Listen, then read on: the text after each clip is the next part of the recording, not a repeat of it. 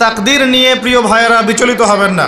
আপনার তাকদীরে যা আছে আপনি পাবেন, যা নাই কোশ্চেন কালেও পাবেন না, ফুল স্টপ। আপনার তাকদীরে যা আছে আপনি পাবেন, না পেয়ে আপনি দুনিয়া থেকে যাবেন না, ফুল স্টপ। আর আপনার তাকদীরে যা নাই সারা দুনিয়ার মানুষ মিলে আপনাকে দিতে পারবে না। এই চিন্তাটা আগে মাথার মধ্যে সেট করেন। এই দুনিয়ার জীবনে আপনার দুনিয়ার বাড়ি গাড়ি, টাকা পয়সা, রিজিক, ব্যবসা বাণিজ্য, স্ত্রী সন্তান, এগুলোকে নিয়ে এত বিচলিত হওয়ার কিছু নাই। আপনার আমার তাকদীরে যা লেখা হয়েছে এর একটা দানা আপনি বেশি খেয়ে পৃথিবী থেকে যাবেন না। আর আপনার আমার রিজিকে যা আছে তার এক চুল রেখে আপনি দুনিয়া থেকে যাবেন না। এটাই চূড়ান্ত সত্য কথা। আপনি ঘুষ খান আর সুদ খান আর দুর্নীতি করেন আর মানুষের সম্পদ আত্মসাৎই করেন না কেন, যতটুকু লেখা আছে আপনার তাকদীরে এর বেশি আপনি কিচ্ছু পাবেন না। আর আপনি হালালে থাকার জন্য যতই কষ্ট করেন, হালালে আছেন, সবজি বিক্রি করে খাচ্ছেন, আপনি ছোটোখাটো ব্যবসা করছেন, মানুষ আপনাকে দাম দেয় না, আন্ডার এস্টিমেট করে, গরিব বলে, ফকির মিসকিন বলে, কিন্তু আপনার তাকদীরে যা আছে আপনি সেটাই পাবেন, এর বেশি আপনি কিচ্ছু পাবেন।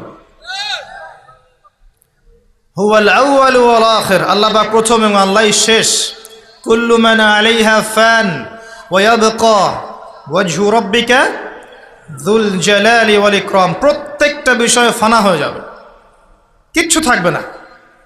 এখন আপনি পৃথিবীতে যা দেখছেন এগুলোর কিছুই থাকবে না। প্রত্যেক মানুষ, প্রত্যেকটা জিন, প্রত্যেক উদ্ভিদ, প্রত্যেক এই প্রাণী, আকাশ, মহাবিশ্ব, গ্রহ নক্ষত্র, চন্দ্র সূর্য, সমুদ্র, পাহাড় পর্বত, বিশ্বনেতা, রাষ্ট্রনেতা, সমাজনেতা, পরিবারের কর্তা, অর্থনৈতিক নেতা, সবাই মারা যাবে, সবাই শেষ হয়ে যাবে, কিচ্ছু থাকবে না। এই বিষয়টা আগে ভালো করে হজম করতে হবে যে আমরা এখানে থাকতে আসিনি, আমরা এই দুনিয়ায় থাকতে আসিনি, আমরা এখানে এসেছি চলে যেতে। যার মনের মধ্যে এই কনসেপ্ট থাকে সে কখনো আল্লাহ পাকের বিদ্রোহী হতে পারে না, সে কখনো আল্লাহ দ্রোহিতা করতে পারে না, কুফরি করতে পারে না, শিরক করতে পারে না, আল্লাহর অবাধ্য হতে পারে না। যার মনের মধ্যে এই চিন্তা বদ্ধমূল যে আমি এখানে থাকতে আসিনি, আমি এখানে মুসাফিরের মতো এসেছি, গাছের ছায়ায় বিশ্রাম নিচ্ছি, বিশ্রাম নিয়ে শেষ হবে চলে যাব। যারাই আল্লাহ দ্রোহিতায় লিপ্ত হচ্ছে, শিরিক করছে, বেদাত করছে, হারাম খাচ্ছে, ঘুষ খাচ্ছে, সুদ খাচ্ছে, জেনা করছে, আল্লাহ দ্রোহিতা করছে, আল্লাহর বিধানকে অস্বীকার করছে, তারা ইনডাইরেক্টলি ধরে নিয়েছে যে তারা মনে হয় পৃথিবীতে চিরকাল থাকবে। কারণ যদি কিয়ামতের মাঠের কথা তাদের স্মরণ থাকতো তারা কখনো এই কাজগুলো করতে পারতো না, পারতো? এবার আসেন, আল্লাহ পাক কলম সৃষ্টি করে তাকদীর লিখেছেন, অতএব তাকদীর নিয়ে প্রিয় ভাইয়েরা বিচলিত হবেন না। আপনার তাকদীরে যা আছে আপনি পাবেন, যা নাই কোশ্চেন কালেও পাবেন না, ফুল স্টপ। আপনার তাকদীরে যা আছে আপনি পাবেন, না পেয়ে আপনি দুনিয়া থেকে যাবেন না, ফুল স্টপ। আর আপনার তাকদীরে যা নাই সারা দুনিয়ার মানুষ মিলে আপনাকে দিতে পারবে না। এই চিন্তাটা আগে মাথার মধ্যে সেট করেন। এই চিন্তা যার মধ্যে ইনস্টল করা আছে সে আত্মহত্যা করে না কখনো, সে হতাশ হয় না কখনো, সে ভয় পায় না, আল্লাহর পথে চলতে গিয়ে পিছু পা হয় না, সে জালেমের সামনে মাথা নত করে না। যার মাথায় এই চিন্তা আছে যে আল্লাহ যা লিখেছেন এটা হবে, যা লিখেন নাই সারা দুনিয়ার মানুষ মিলে সেটা হবে না, সিম্পল। এর মধ্যে আল্লাহ পাক পরীক্ষায় ফেলবেন, ওই বিষয়টা ডিফারেন্ট। আমি অবশ্যই তোমাদেরকে পরীক্ষা করব ভয় দিয়ে, ক্ষুধা দিয়ে, সন্তানের ইন্তেকাল দিয়ে, ফসলের ক্ষতি দিয়ে, সম্পদের ক্ষতি দিয়ে আমি পরীক্ষা করব। কিন্তু যারা সবর করবে এবং যারা এই কনসেপ্ট রাখবে ইন্না লিল্লাহি ওয়া ইন্না ইলাইহি রাজিউন, এদেরকে আল্লাহ পাক প্রশংসা করেছেন, ইনশাআল্লাহ এরা সফল হবে। আল্লাহ পাক তাকদির লিখে ফেলেছেন, তাকদির নিয়ে টেনশন করবেন না, রিজিক নিয়ে টেনশন করবেন না। এখনকার যুব সমাজের সবচেয়ে বড় টেনশন রিজিক। একটা জব, একটা ভালো জব, একটা ভালো ব্যবসা, সে সিকিউরড লাইফ চাচ্ছে। রিজিক নিয়ে চিন্তা করবেন না। আপনার কাছে যে রিজিক আছে এটা আপনার কাছে আসবেই ইনশাআল্লাহ। হয়তো সময় লাগছে কিন্তু আপনার কাছে আসবে ইনশাআল্লাহ তাআলা। আপনি হালালের উপর থাকবেন, ন্যায়ের উপর থাকবেন। আপনি অন্যায় পথে রিজিক সার্চ করবেন না। আপনার তাকদিরে যে রিজিক আছে আপনার কাছে আসবে ইনশাআল্লাহ। এবার আসেন, আল্লাহ পাক এরপরে সৃষ্টি করেছেন মহাবিশ্ব। এই পুরো মহাবিশ্ব তাকদির লিখার পরে মহাবিশ্ব কয় দিনে? ফি সিত্তাতি আইয়াম, 6 দিনে। মাত্র 6 দিনে আল্লাহ পাক পুরো মহাবিশ্ব সৃষ্টি করেছেন।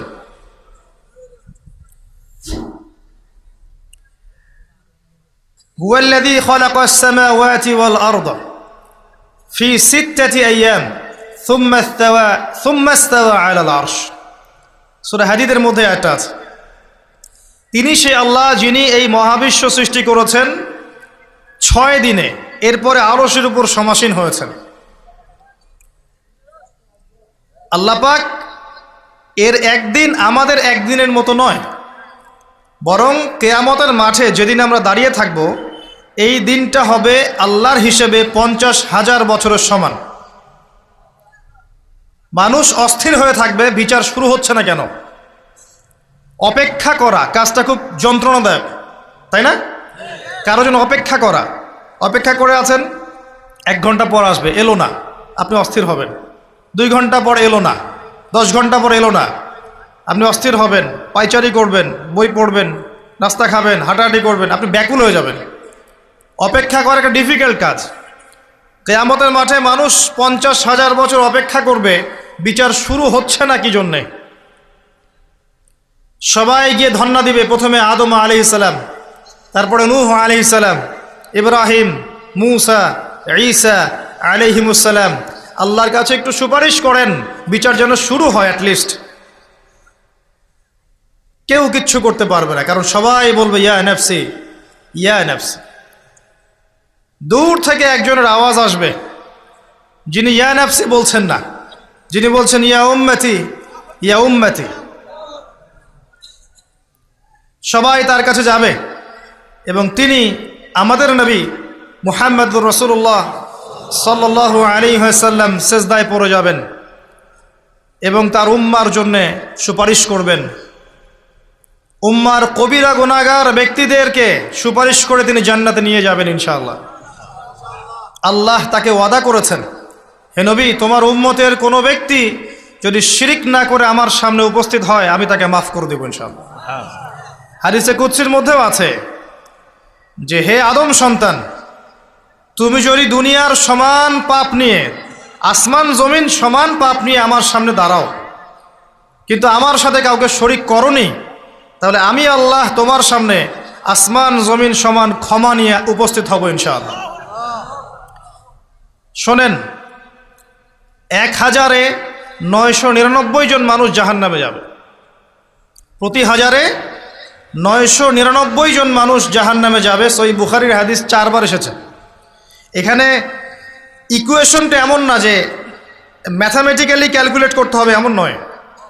এটা দিয়ে আধিক্য বোঝানো হচ্ছে, বেশিরভাগই জাহান্নামে যাবে। এই কথা আল্লাহ পাক কিন্তু সূরা আরাফের মধ্যেও বলেছেন 179 নম্বর আয়াতে, ওয়ালাকাদ যারানা লিজাহান্নামা কাসীরাম মিনাল জিন্নি ওয়াল ইনস। একই বিষয়ে কোরআন হাদিস পরস্পর মিলে যায়। এখানে একটা বিষয় বুঝতে হবে, আল্লাহ পাক বলেছেন সূরা নিসার মধ্যে, ইন্নাল্লাহা লা ইয়াগফিরু আন ইউশরাকা বিহি ওয়া ইয়াগফিরু মা দুনা যালিকা লিমান ইয়াশা। আল্লাহ পাক তার সাথে শিরকের গুনাহ মাফ করবেন না, এছাড়া যে কোনো গুনাহ আল্লাহ পাক যাকে ইচ্ছা মাফ করতে পারেন। তার মানে যে বেশিরভাগ মানুষ জাহান্নামে যাচ্ছে তাদের আমলনামায় কোন পাপ থাকতে পারে? কথা বোঝা যাচ্ছে কি? নিঃসন্দেহে তাদের আমলনামায় শিরকের পাপ থাকবে। এটা বুঝতে আপনাকে পিএইচডি করার দরকার নাই। আল্লাহ পাক শিরক ব্যতীত যে কোনো পাপ যাকে ইচ্ছা মাফ করতে পারেন। তার মানে তারা জাহান্নামে যাচ্ছে বিকজ অফ শিরক।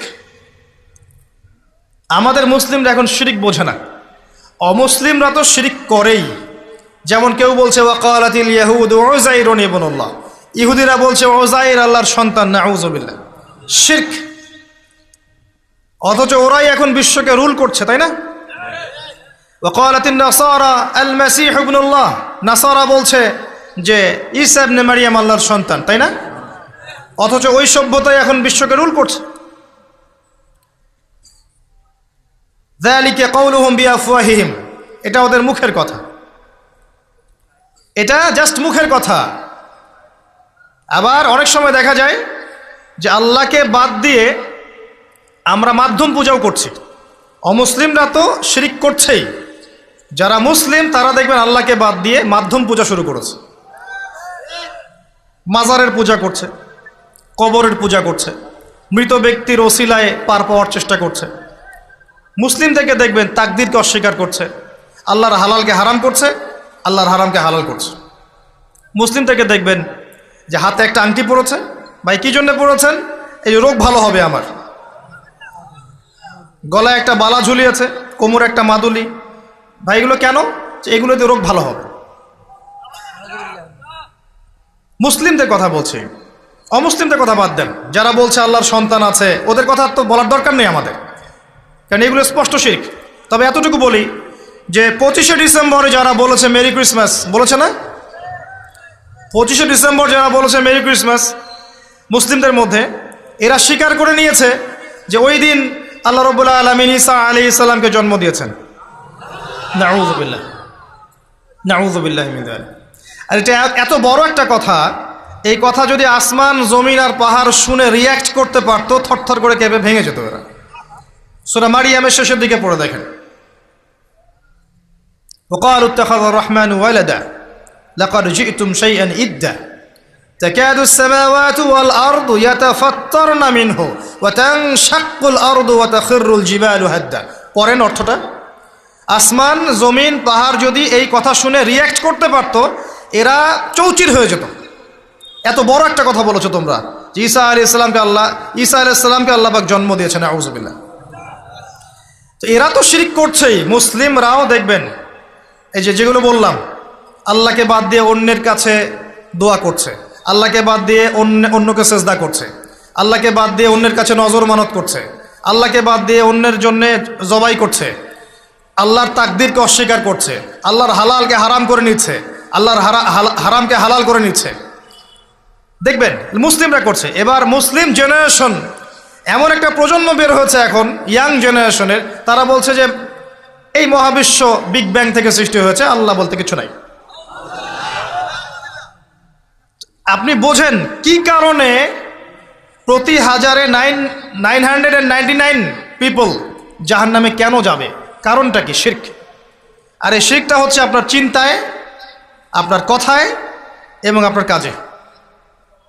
চিন্তার মধ্যে শিরক। যেমন একজন ব্যক্তি চিন্তা করে আকীদা যে আল্লাহ ছাড়া অমুকও সন্তান দিতে পারে, এরকম আকীদা নাই মুসলিমদের?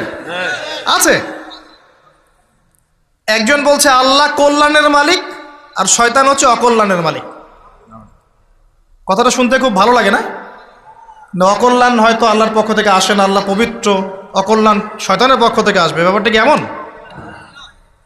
ভালো মন্দ, কল্যাণ অকল্যাণ, দুঃখ কষ্ট সুখ সবকিছু কার পক্ষ থেকে আসে?